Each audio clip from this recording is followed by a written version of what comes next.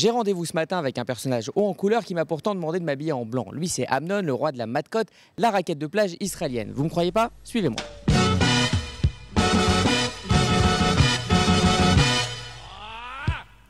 Cette maisonnette du 64 Shabazi est sans doute un des lieux les plus connus de Neve Tzedek, le cœur historique de Tel Aviv. Facilement reconnaissable, la façade de chez Amnon annonce déjà la couleur. À 68 ans, Amnon, que l'on surnomme Melech HaMadkot, le roi des Madcotes, a consacré sa vie à ce jeu de plage bien connu des Israéliens. Je joue au Madcote depuis exactement 62 ans. Depuis en fait mes 6 ans, je joue jusqu'à aujourd'hui. 62 ans plus tard, l'appartement d'Amnon est un musée miniature consacré à sa passion. Plus qu'un adepte, Amnon est une véritable encyclopédie de la raquette en bois. On joue au Madcote en Israël depuis 1928, en fait depuis plus de 80 ans. Les anciens sont plus de ce monde, donc on n'a pas d'informations plus précises. C'est une discipline typiquement israélienne, c'est un peu comme le falafel pour la nourriture. Avec 200 000 joueurs chaque semaine sur les plages israéliennes, la Madcote est une institution, un succès qui s'explique par le caractère convivial et bon enfant de ce jeu. Les Madcotes, c'est avant tout convivial, on joue ensemble, on ne joue pas l'un contre l'autre. Après une brillante carrière dans l'armée israélienne, Amnon commence à collectionner les Madcotes dans une armoire jusqu'à sa rencontre avec Maurice, vendeur d'articles sportifs à Bat Yam. De leur amitié va naître une collection impressionnante. On s'est dit avec Maurice, on va faire une sorte de temple de la Madcote, pas forcément un musée. Et puis petit à petit, on a commencé à dessiner sur les Madcotes, ensuite on a dessiné sur les murs, puis des amis nous ont offert des cadeaux, et puis anniversaire après anniversaire, le musée s'est étoffé. Depuis, Amnon prend tous les jours plaisir à accueillir touristes et Tel Avivis dans ce temple de la Madcote. Ici, l'entrée est libre et gratuite. C'est ma maison, les gens visitent, je leur offre des bonbons, je le fais vraiment de tout mon cœur.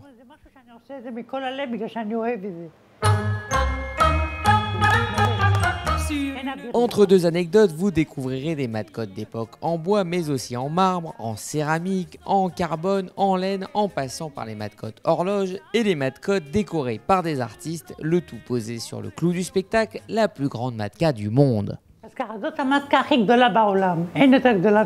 Ça, c'est la plus grande Madcote du monde. Elle pourrait rentrer dans le Guinness Book des records si un jour je me décidais à leur écrire. Je suis sûr qu'elle serait homologuée.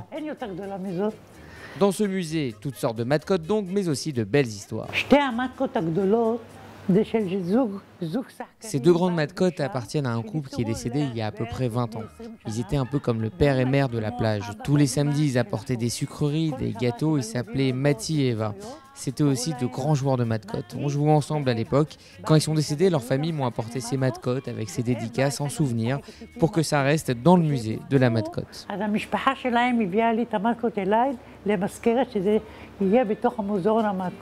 Mais Amnon n'est pas le roi de la Madcote pour rien. Il a fait beaucoup pour la discipline, comme par exemple faire réserver un espace spécial sur la célèbre plage Gordon.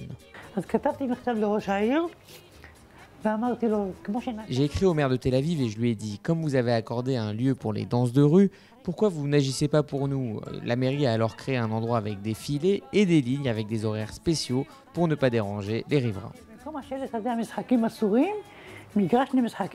Pour Amnon, la Madcote, c'est avant tout l'amitié et l'échange. Alors à l'heure des réseaux sociaux et d'internet, il est désormais connecté via son groupe de joueurs. Sur internet, on a créé un groupe qui s'appelle Madcote Ba'am sur Facebook et chacun raconte s'il a fait une bonne partie ou échange sur le jeu. Mais moi, je suis complètement novice en informatique. Bien évidemment, Amnon joue tous les jours sur le même coin de plage de Tel Aviv, mais le samedi est un jour particulier, le jour de la Madcote. Pour l'occasion, avec son pendentif Madka en or, il prépare son sac spécial samedi, avec tout en double, s'il vous plaît. Alors là, par exemple, j'ai un maillot de bain de réserve, au cas où il se craque. Et c'est en fredonnant la chanson composée à sa gloire qu'Amnon va rejoindre ses amis sur la plage Gordon.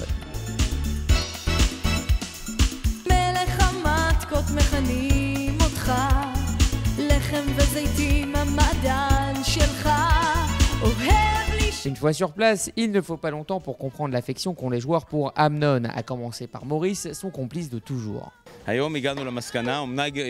Aujourd'hui, on est arrivé à la conclusion que c'est le roi de la matcotte.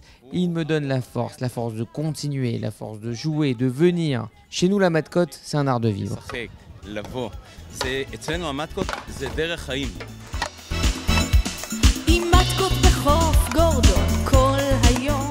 Alors que j'ai l'honneur d'échanger quelques balles avec le roi de la matcotte, les habituels de la plage évoquent le personnage si attachant.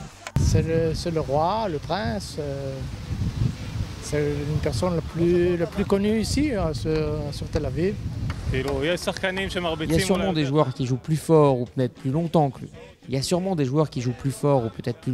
lui. Mais lui, il n'y en a vraiment pas deux comme lui. Il est là tous les jours, quelle que soit la météo, hiver ou automne. Sans lui, il n'y a pas de matcotte en Israël.